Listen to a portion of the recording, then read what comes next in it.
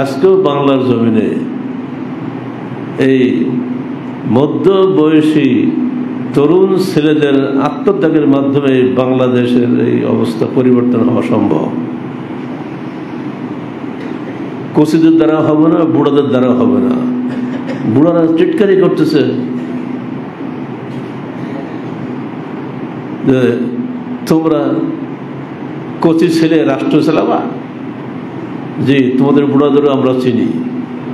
2005 সালে তোমরা 5 বছর পর পর বিশ্ব চ্যাম্পিয়ন হয়েছিল দুর্নীতিতে। অপারেশন তোমাদের আমলে হাজার হাজার মানুষ হত্যা করেছ। তোমরা এখন বুড়া হয়েছ, তোমরা আরো বদমাশ হয়েছ।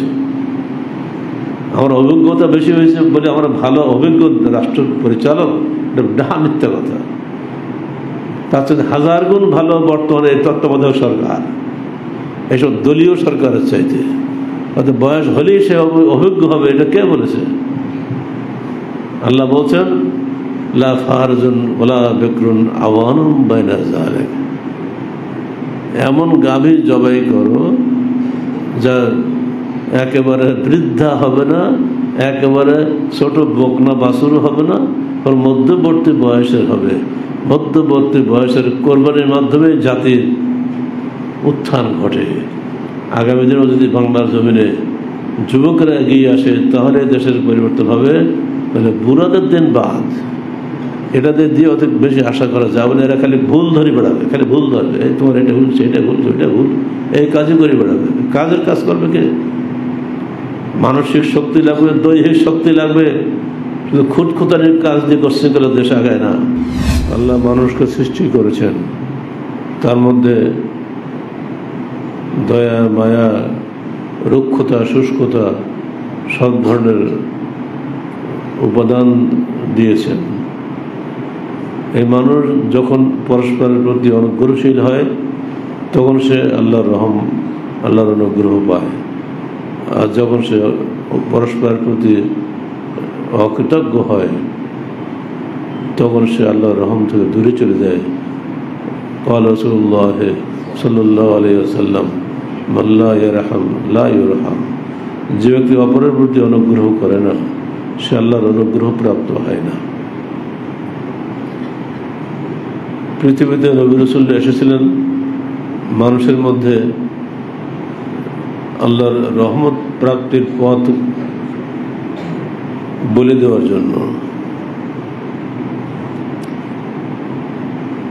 আমাদের রাসূল এসেছিলেন ওয়া আরসালনাকা ইল্লা রাহমাতাল লিল আলামিন। আল্লাহ বলছেন আমরা তোমাকে প্রেরণ করেছি জগৎবাসীর জন্য রহমত স্বরূপ। রহমত যার মধ্যে নাই, অনুগ্রহ যার মধ্যে নাই, সে মানুষের পর্যায়ভুক্ত থাকে না, সে পশুর চাইতে নিচে নেমে যায়। দূর অতীতে বনু ইসরাঈলের মধ্যে জনৈক ভাতিজা চাচার সম্পত্তি গ্রাস করার উদ্দেশ্যে বৃদ্ধ চাচাকে হত্যা করেছিল। হত্যা করার পরে সে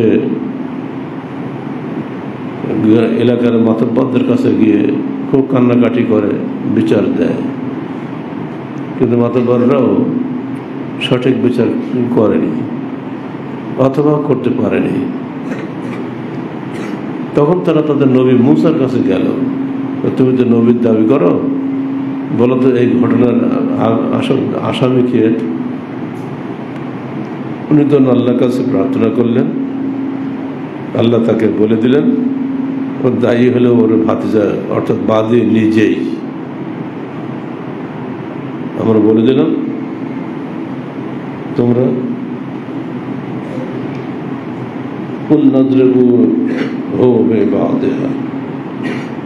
একটা গরু জবাই করো, গাভীর, সে গাভীর গোশতের একটা টুকরা ওই মৃতের গায়ে মারো, মৃত জিন্দা হয়ে যাবে, সে বলে দেবে তার হত্যাকারী কে। সেটাই করা হলো এবং সেটাই সে বলে দিল এবং পরপরই মারাও গেল। এই অলৌকিক ঘটনা দেখে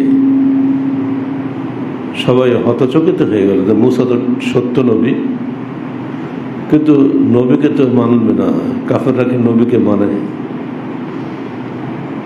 এই ঘটনার পরে তারা বলল মুসা আসলে জাদুকর, একটা অজুহাত দিল। সুম্মা কাসাত কুলুবুকুম ওয়া ইয়াকুল হিজারা আশাদ্দ কাসওয়া। এই ঘটনা দেখেও তার নবী মুসার উপরে ঈমান আনলো না, বরং অন্তরটা শক্ত হয়ে গেল। কেমন শক্ত? ফাহিয়া কাল হিজারা আও আশাদ্দ কাসওয়া, পাথরের মতো হয়ে গেল বা পাথরের চাইতেও শক্ত হয়ে গেল। ওয়া ইন্না মিনাল হিজারাতি লামা ইয়াতাফাজ্জারু মিনহুল আনহার, বহু পাথর আছে যে পাথর থেকে নদীর স্রোত বের হয়। হিমালয় পর্বত থেকে নদীর স্রোত বের হয়নি?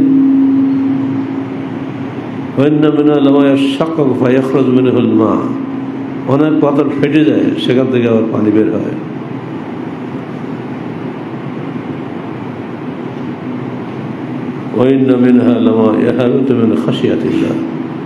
অনেক পাথর আছে যারা আল্লাহর ভয়ে নিচে গড়িয়ে পড়ে।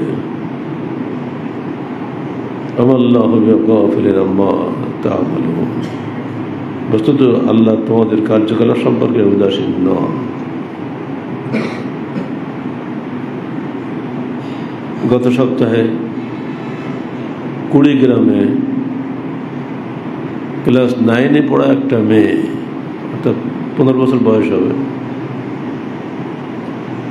নিজের বাপ মা এবং চাচি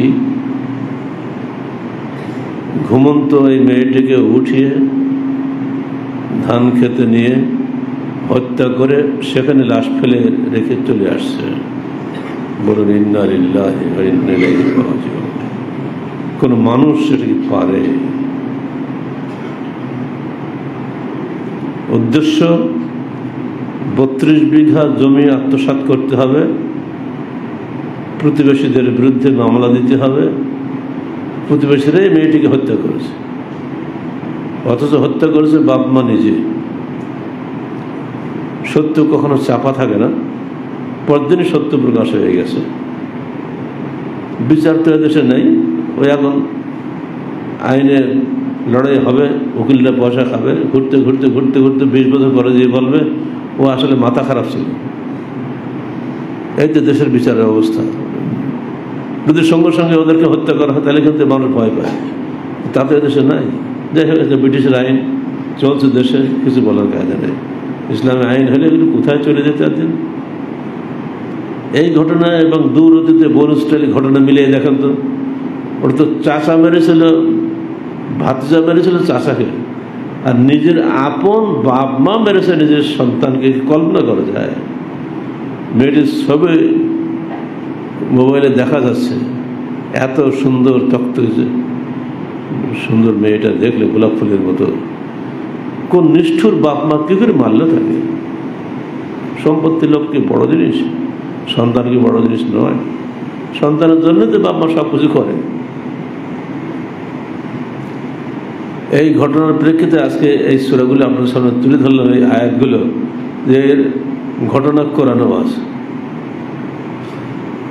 আর ওই গাভীর ঘটনা থেকে সূরা বাকারা নাম হয়েছে। বাকারা মানে কি? গাভী না? ওই গাভীর এক টুকরা গোশত দিয়ে ওই মৃত জিন্দা হয়েছিল। ওই গাভীটা কিরকম? লা ফারজুন ওয়ালা বিকরুন আওয়ানুম বাইনা যালিক। যে গাভী বুড়া হবে না, ছোট্ট বাছুর হবে না, মধ্যবর্তী বয়সের হবে। ওই গাভীর গোশতের টুকরা মেরে মৃত লাশ জীবিত হয়েছিল। আজকেও বাংলার জমিনে এই মধ্য বয়সী তরুণ ছেলেদের আত্মত্যাগের মাধ্যমে বাংলাদেশের এই অবস্থা পরিবর্তন হওয়া সম্ভব। কচিদের দ্বারা হবে না, বুড়াদের দ্বারা হবে না। বুড়ারা চিৎকারি করতেছে যে তোমরা কচি ছেলে রাষ্ট্র চালাবা। জি, তোমাদের বুড়াদেরও আমরা চিনি। 2005 সালে তোমরা 5 বছর পর পর বিশ্ব চ্যাম্পিয়ন হয়েছিল দুর্নীতিতে। অপারেশন তোমাদের আমলে লোক হাজার হাজার মানুষ হত্যা করেছো, তোমরা এখন বুড়া হয়েছো, তোমরা আরো বদমাশ হয়েছো। আমার অভিজ্ঞতা বেশি হয়েছে বলে আমরা ভালো অভিজ্ঞ রাষ্ট্র পরিচালক, এটা মিথ্যা কথা। তার সাথে হাজার গুণ ভালো বর্তমানে তত্ত্বাবধায়ক সরকার, এসব দলীয় সরকারের চাইতে। অর্থাৎ বয়স হলেই সে অভিজ্ঞ হবে, এটা কে বলেছে?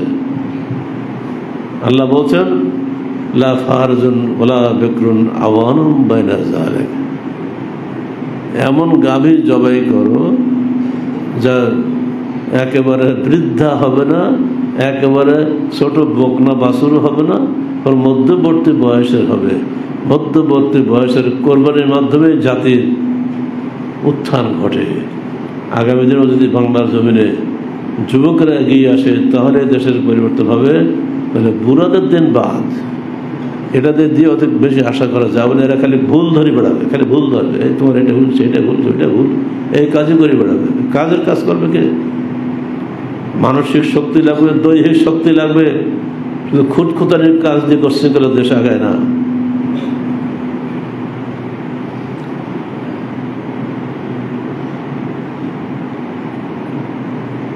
কি কারণে মানুষের অন্তর শক্ত হয়?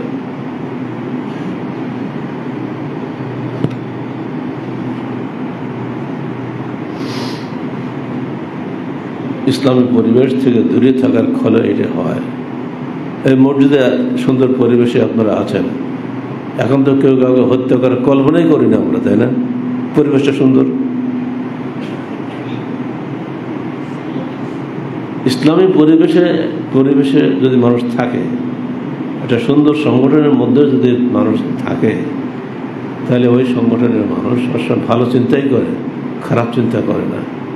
খালি ক্ষমতা দাও, ক্ষমতা দাও, ক্ষমতা দাও, ক্ষমতা দাও করলে তো ওই তসবি টেপবে, খালি ইয়া গদিও, ইয়া গদিও, ইয়া গদিও তসবি করবে খালি ওই তালেই থাকবে, ওর দ্বারা কিছু হবে না। সমাজের কল্যাণ করবে। এটা ইসলামী পরিবেশ থেকে দূরে থাকার এক অন্যতম প্রধান কারণ। আল্লাহ বলছেন আল্লাম ইয়ানা লিল্লাযীনা আমানু আন তাখশা কুলুবুহুম লিযিকরিল্লাহ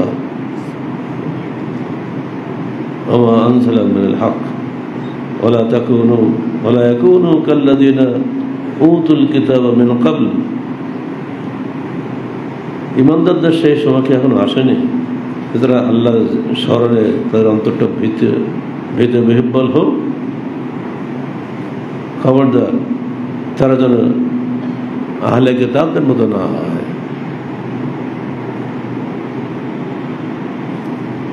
আহলে কিতাবরা মকজুব হয়েছে, দলিল হয়েছে।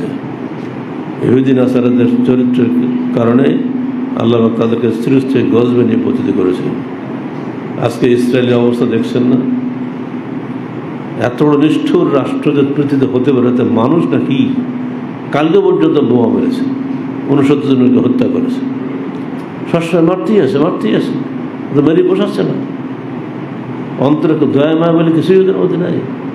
হবে কি করে? আল্লাহ তো আগেতে ওদের মধ্যে মোহরাঙ্কিত করে দিয়েছে, মকজুব করে ফেলেছে ওদেরকে। এই যে ট্রাম্প গাধাটা গেল, ও তো দল নেই, ও তো খ্রিস্টান। ও গেছে মধ্যপ্রাচ্যে যুদ্ধ লাগানোর জন্য, খালি অস্ত্র বিক্রি করেছে, অস্ত্রের ব্যবসা। $1,042,000,000,000 অস্ত্র বিক্রি করে সৌদি আরবের কাছে। আর সৌদি মোটা সোটা পাগলগুলো ওরা খালি অস্ত্র কিনতেছে। অস্ত্র কিনে কি করবে? অস্ত্র কি ভাত খাবে? এই যে অস্ত্রের ব্যবসা চলছে পৃথিবীব্যাপী, উদ্দেশ্য খালি মুসলমানকে পরস্পরের বিরুদ্ধে লাগিয়ে দেওয়া। অস্ত্র যত পারে না আমরা বিক্রি করো তোমার কাছে, কিন্তু মানুষ তো খেয়েই বাঁচে। অস্ত্র খেয়ে তো মানুষ বাঁচে না। আজকে গাজা নিয়ে একটি কথাও সেখানে নেই, অথচ কি সম্বর্ধনা তাকে দিল, কি বিশাল সম্মান দিল। আপনার সবাই যে দেখেছেন এগুলা। হ্যাঁ, পক্ষান্তরে গাজার ছবি আমরাও নেটে দেখেছি। আমাদের একটা আহলে হাদিস সংগঠনের সন্ধান সেখানে পাওয়া গেছে। বলুন আলহামদুলিল্লাহ। যে ওখানে আছে আমরা জানতাম না। তাদের কাছে আপনাদের দেওয়া যে ত্রাণ পৌঁছে গেছে, ত্রাণ দিচ্ছে, আর আমাদের সংগঠনের নাম বলছে, এমনকি আমার বড় ছেলের নামও বলেছে। আশ্চর্য হয়ে গেলাম। আজকে দেখবে আগামী দিনে নওয়াদাপাড়া বলে ফেল দেবে।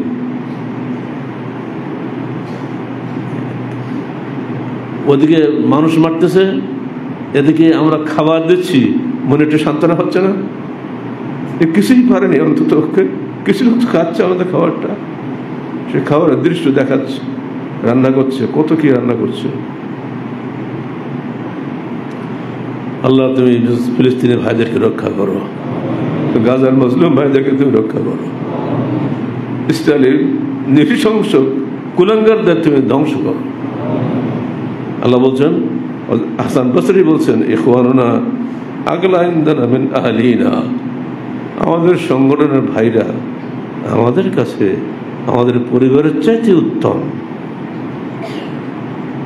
আহলুনা ইয়াজকুরুনা দুনিয়া, কারণ আমার পরিবার দুনিয়ার কথা স্মরণ করিয়ে দেয়। ওই ইখওয়ানুনা ইয়াজকুরুনা বিল আখিরাহ, আর আমার সংগঠনের ভাইরা আমাদেরকে আখিরাতের কথা স্মরণ করিয়ে দেয়। পার্থক্য হচ্ছে না? এই যে আমি আপনাদের কাছে সবসময় এইসব ভালো কথাগুলি বলি, যাতে আপনারা কিছু নেকির শরীক হতে পারেন। ফিলিস্তিনে দান করবো যে আপনার শরীর তো আপনারই হবে, এতে আমার, কিন্তু এটা পরিবারে বলি না, কারণ পরিবার তো উল্টো আমাকে চাইবে যে আপনি টাকা দেন। পরিবারের চাইতে সংগঠনের বন্ধুরা যে উত্তম, সেটা বলছেন কে? প্রখ্যাত তাবি হাসান বসরি, নাম তো সবাই জানেন। তিনি বলছেন, আমার ভাইরা আগলা ইনদানা মিন আহলিনা, আমার পরিবারের চাইতে অত্যন্ত মূল্যবান। আহলুনা ইয়াজকুরুনা দুনিয়া, আমার পরিবার আমাকে দুনিয়ার কথা বারবার স্মরণ করে দেয়, ঝাল নেই, পেঁয়াজ নেই, মরিচ নেই, বাজার কর ইত্যাদি। ওই ইখওয়ানুনা ইয়াজকুরুনা বিল আখিরাহ, আর ভাইয়েরা আমাকে স্মরণ করে দেয় আখিরাত সম্পর্কে। কোনটা উত্তম হবে? নিঃসন্দেহে সেটা উত্তম হবে, তারা আমাকে আখিরাতকে স্মরণ করিয়ে দেয়। 2 নম্বর, সৎকর্মশীল নেতা থেকে দূরে থাকলে মানুষ কঠোর হয়ে যায়। যেমন যেদিন আল্লাহ রসুল মৃত্যুবরণ করেছিলেন, সেদিন মানুষ পাগল হয়ে যায় না?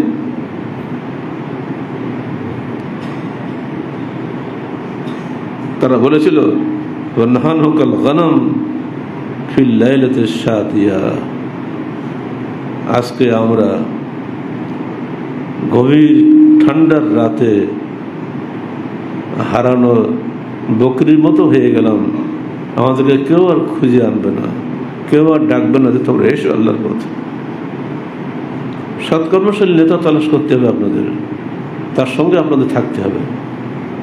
প্রত্যেক জায়গাতেই ভালো মন্দ নেতা আছে, যারা ভালো তাদের সঙ্গে থাকবেন। 3, উত্তম ইলম থেকে দূরে থাকা। উত্তম ইলম থেকে দূরে থাকলেই আপনার অন্তরটা শক্ত হয়ে যাবে। হাফেজ ইবনুল কাইয়িম, ইবনে রাজব হাম্বলি, এসব বিখ্যাত ইবনে তাইমিয়া, আহলে হাদিস নেতৃবৃন্দের লেখনী আপনাকে বারবার পড়তে হবে। এসব লেখনীগুলো আমাদের কাছে আছে, বাংলা করেছি আমরা পড়বেন। আমাদের লেখনী যারা পড়েন তাদের অন্তরটা নরম থাকবে ইনশাআল্লাহ।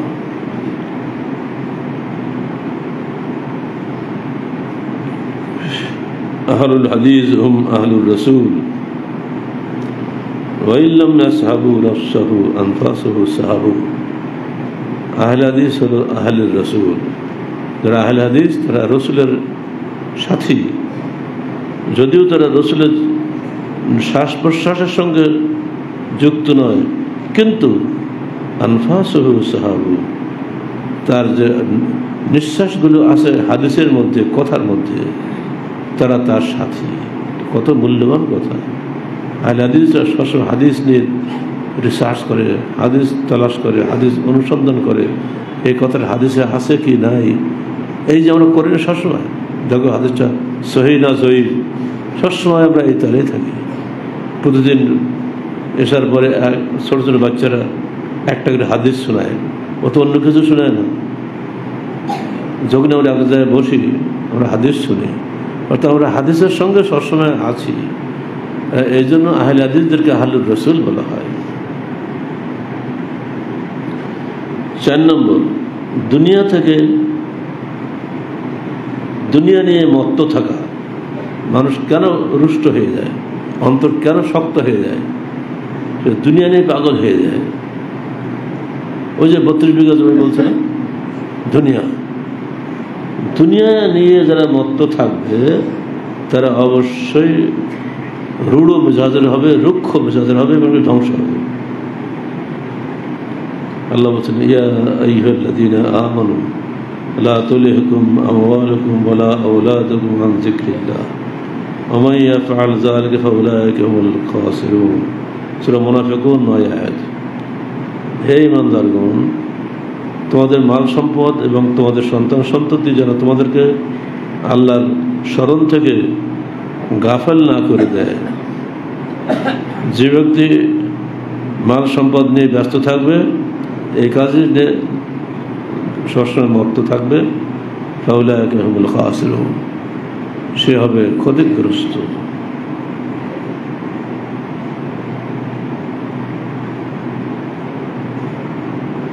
ইন্নামা ইয়াকফি আহাদুকুম মা কানা ফিদ দুনিয়া মিসলা যাদির রাকিব।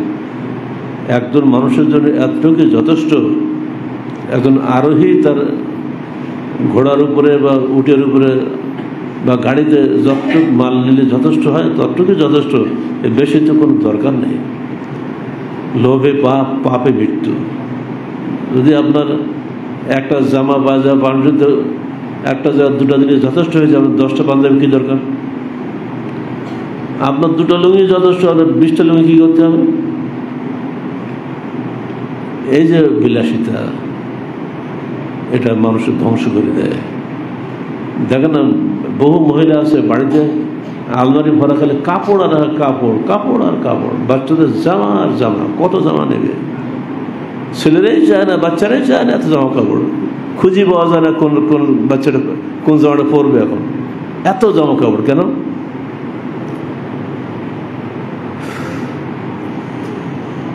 ইবনে উমর বলছেন, আখাযা রাসূলুল্লাহ সাল্লাল্লাহু আলাইহি ওয়াসাল্লাম বিমানকাবাইহি, আল্লাহ রসুল আমার 2 কাঁধ ধরলেন। ফকাল, অতঃপর বললেন, কুন ফিদ দুনিয়া কান্নাকা গরীব আও আবির সাবিল, তুমি দুনিয়ায় বসবাস করো একজন আগন্তুকের মতো অথবা পথিকের মতো, রাস্তায় পথ চলতে যতটুকু প্রয়োজন ঠিক ততটুকুই। আউদ্দা নফসাকা ফি আহলিল কুবুর, এবং তুমি কবরবাসীদের মধ্যে নিজেকে গণ্য করো। জানাজা কেন পড়তে হয়? দেখা যায় একটা লোক কালকে ছিল জীবন্ত, আজকে মারা গেল। আউদ্দা নফসাকা মিন আহলিল কুবুর, তুমি নিজেকে কবরবাসীদের মধ্যে গণ্য করো। উপদেশ দিচ্ছেন আল্লাহ রসুল।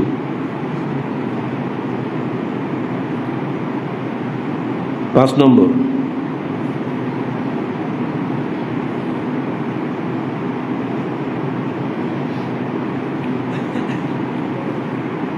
আল্লাহ রসুল বলছেন, লিকুল্লি উম্মতিন ফিতনা ওয়া ফিতনাতু উম্মতিল মাল, প্রত্যেক উম্মতের ফিতনা রয়েছে, আর আমার উম্মতের ফিতনা হলো টাকা পয়সা। এত টাকা পয়সা আমার উম্মতের হবে, টাকা পয়সা লোভের ধ্বংস হয়ে যাবে। যত টাকা হবে আপনাদের তত আপনার ধ্বংস হবে। অনেক বিলাসী মহিলা আছে যাদের বিলাসিতার কারণে তাদের স্বামীরা বিপদে পড়ে গেছে। কত শাড়ি লাগে এ লোকটার, কত গহনা লাগে, কত স্বর্ণ লাগে, কোনো প্রয়োজনে স্বর্ণ হাতে দেওয়ার কোনো প্রয়োজন নেই, বেকার খালি একটা গহনাই যথেষ্ট। 5টা 10টা গহনা কি দরকার? আল্লাহ রসুল বলছেন, ওয়াইলুল লিল মুকাসসিরিন, যারা বেশি বেশি চায় তাদের জন্য দুর্ভোগ। ইল্লা মান ক্বালা বিল মাল হাকাযা ওয়া হাকাযা, ইয়ানি ফি আবাবিস সাদাকা। দুর্ভোগ হলো যারা অধিক অধিক চায়, তবে ওই ব্যক্তি দুর্ভোগ নয় যে ব্যক্তি তার মাল খরচ করে ফি আবওয়াবিস সাদাকা, মাল উপার্জন করে কিন্তু সাদাকায় ব্যয় করে। এই ব্যক্তির জন্য মাল বেশি হওয়াটা ক্ষতিকর নয়, কিন্তু যারা খালি জমা করে, খালি ব্যাংকে ভর্তি করে, তাদের জন্য দুর্ভোগ। দেখছেন আজকাল যারা বড় কোটিপতিরা, মন্ত্রীরা সব কোথায় বসে আছে এখন? আপনার মোবাইলে শুনতে পাচ্ছেন, কেউ কাঁদতেছে, কেউ হাই হাই করতেছে, কেউ গিটার বাজাচ্ছে। কত পাগল হয়ে গেছে যে কতদিন থাকবে এখানে? ছিলাম দুনিয়া কত আরামে, আর এখন হলো না কি? এই কদিন, এখন তো কয়েক মাস মাত্র হলো জেল কাটছে, তাতে অবস্থা খারাপ।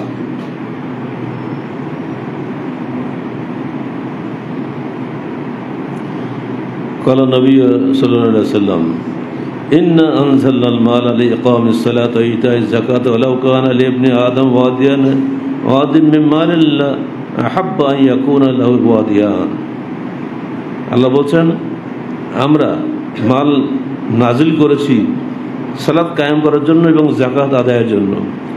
যদি বনু আদমের জন্য এক ময়দান ভর্তি মাল সম্পদ দেওয়া হতো, সে চাইতো 2 ময়দান মাল সম্পদ। ওলাকান লাহু ওয়াদিয়ান, যদি 2 ময়দান দেওয়া হতো তো সে আরেকটা চাইতো 3 ময়দান ভর্তি। তার পেট ভরতো না মাটি ছাড়া। অবশ্যই তো মাটি হবে, কবরে যেতেই হবে।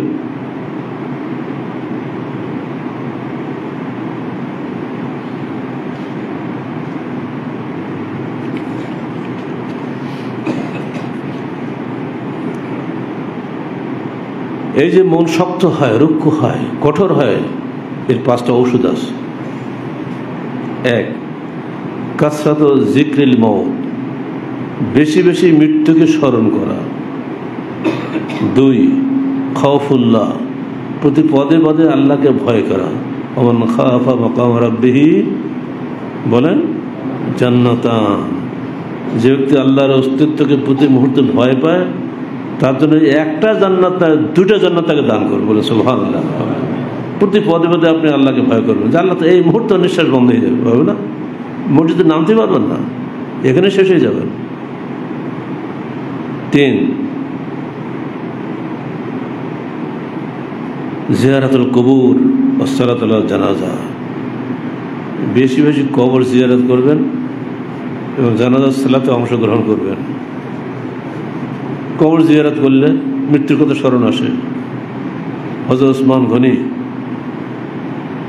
কবরের সামনে গেলে চোখ ভিজে, দাড়ি ভিজে তো কাঁদতেন। তো সবাই বলতে, এ খলিফা, আপনি তো জান্নাত জান্নার কথা শুনে কাঁদেন না, কবরের সামনে এলে কাঁদেন কেন? তো তিনি বলতেন, আল কবর আউয়াল মনজিল মিন মানাজিল আখিরা, কবর তো আখিরাতের মঞ্জিল সমের প্রথম মঞ্জিল হচ্ছে কবর। কবর দেখলে আমি আর চোখ সামলাতে পারি না। আলহামদুলিল্লাহ এখনো পর্যন্ত জানাজার লোক হচ্ছে, তাই না? এমন একদিন আসবে যে জানাজাতেও লোক পাওয়া যাবে না। রাজনৈতিক হিংসার কারণে হযরত আলীর জানাজায় মাত্র 12 জন লোক হয়েছিল, খবর রাখেন? এই রাজনৈতিক হিংসা এত খারাপ জিনিস। যদি আপনি আমার দল না করেন তো আপনার জানাজায় আমি যাব না। এই যে দলীয় হিংসা এত নিকৃষ্ট জিনিস, জানাজাতে পর্যন্ত মানুষকে যেতে দেয় না। আলহামদুলিল্লাহ এখন পর্যন্ত আমাদের মধ্যে এত দলীয় হিংসা আসেনি। আল্লাহ আমাদের মধ্যে এই নির্দলীয় মেজাজ যেন রাখে, কেন দলীয় হিংসা যেন আমাদের মধ্যে আল্লাহ না দেয়।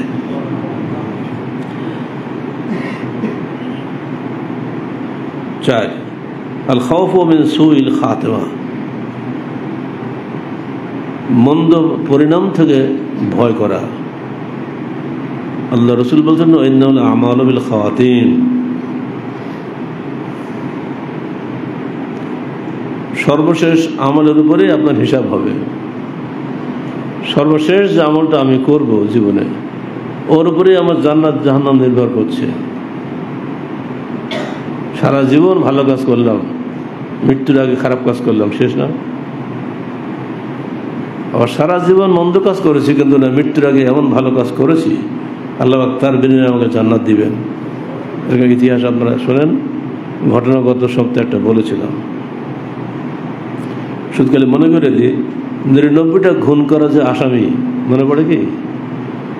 সে তো গেছিল, এক আলেম বলল তোমার আর মুক্তি নেই, তুমি শেষ।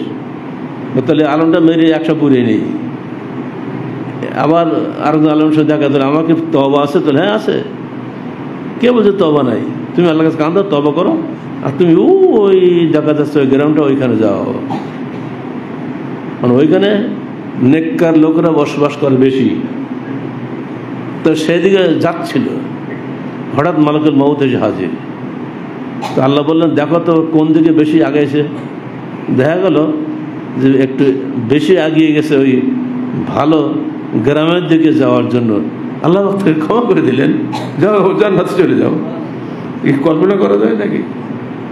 একটু ভালো কাজ করলেই আল্লাহ পাক খুশি হয়ে যান। কুল্লু মারুফিন সাদাকা, প্রত্যেকটা সৎ কাজ সাদাকা। এটা হাসি মুখে কথা বলেন আপনি, এটাও সাদাকা। টাকা নেই তো কি হয়েছে, আপনার হাসি মুখটা নেই। 5 নম্বর আল ইশতিরাক ফিল উমুরিল্লাতি তাজাদ্দাদুল ঈমান। আপনি এমন এমন কাজে অংশগ্রহণ করুন, টাকা নেই, বিদ্যা নেই, এলেম নেই, কিচ্ছু নেই, কিন্তু আপনি এমন এমন কাজে মিছিলে অংশগ্রহণ করেন বা এমনি শ্রমিক হিসেবে কাজ করেন, যে কাজ করলে ঈমান তাজাদ্দুদ হয়, ঈমান বাড়ে। আমাদের সংগঠনের কর্মী বহু কর্মী নেই, একই কর্মী লাঙল চাষ করছে, এক কর্মী এখানে কলম ঘষতেছে। চাষি ডেইলি কামলা খাটে 500 টাকা পায় বা 700 টাকা পায়, আর এখানে কাজ করে হয়তো 300 টাকাও পায় না, কিন্তু এখানে তার প্রতিটি কলমের ঘষা নেকির কাজে সাহায্য করছে। আর ওখানে চাষ করার ঘষা, ওতে কি হবে, খাওয়া হবে, পেট ভরবে। যারা অস্ত্র ব্যবসা করে পৃথিবীতে, এটা কি কোম্পানি নাকি? সে বিজ্ঞানী না? যারা একটা বোম বানাচ্ছে, যারা অস্ত্র বানাচ্ছে, তারা কি জাতার ব্রেনই নাকি? এই ব্রেনগুলো তো আল্লাহ দিয়েছে, তাই না? এই ব্রেনগুলো ব্যয় করছে অন্যায় কাজে। কারণ আমার এই প্রতিভার মাধ্যমে একটা বিমান তৈরি হবে, সেই বিমান বোমা মারবে, সেই বোমা মেরে পাকিস্তান খতম হবে বা ইন্ডিয়া খতম হবে। এই তো হাজার হাজার মানুষ মরবে। এই অন্যায় কাজে যদি কেউ ব্রেন ব্যয় করে, ওই ব্রেন কৈফিয়ত টাকা দিতে হবে না? সেজন্যই বলা হচ্ছে বারবার। 5 নম্বর কারণ হবে অন্তর শক্ত হওয়ার ওষুধ হচ্ছে 5 নম্বর আল ইশতিরাক ফিল উমুরিল্লাতি তাজাদ্দাদুল ঈমান। ওই সমস্ত কাজে আপনি অংশগ্রহণ করুন, যে সমস্ত কাজে অংশগ্রহণ করলে আপনার ঈমানটা তাজা হবে। এই 5টা মৌলিক কারণ মনে রাখবেন। অন্তর সূক্ষ্ম হওয়ার, রুক্ষ হওয়ার থেকে ইনশাআল্লাহ আমরা আমাদেরকে আল্লাহ বাঁচিয়ে দিবেন। আবার মনে করে দিই, কাসরাতুল যিকরিল মউত, মৃত্যুকে বেশি বেশি স্মরণ করা। যে বাপ মা তার মেয়েটাকে মারল, তারকে নিজের মৃত্যুর কথা স্মরণ করেছিল যে আমাকে তো মরতে হবে? পারত না, নিজের মৃত্যুর কথা সে স্মরণ করেনি। 1 নম্বর হচ্ছে কাসরাতুল যিকরিল মউত, মৃত্যুকে অধিক হারে স্মরণ করা। 2 নম্বর প্রতি মুহূর্তে আল্লাহকে ভয় করা। 3 নম্বর কবর জিয়ারত করা ও জানাজা সালাতে অংশগ্রহণ করা। 4 নম্বর শেষ মন্দ পরিণাম থেকে ভয় করা, যেন আমার শেষ আমলটা যেন মন্দ না হয়।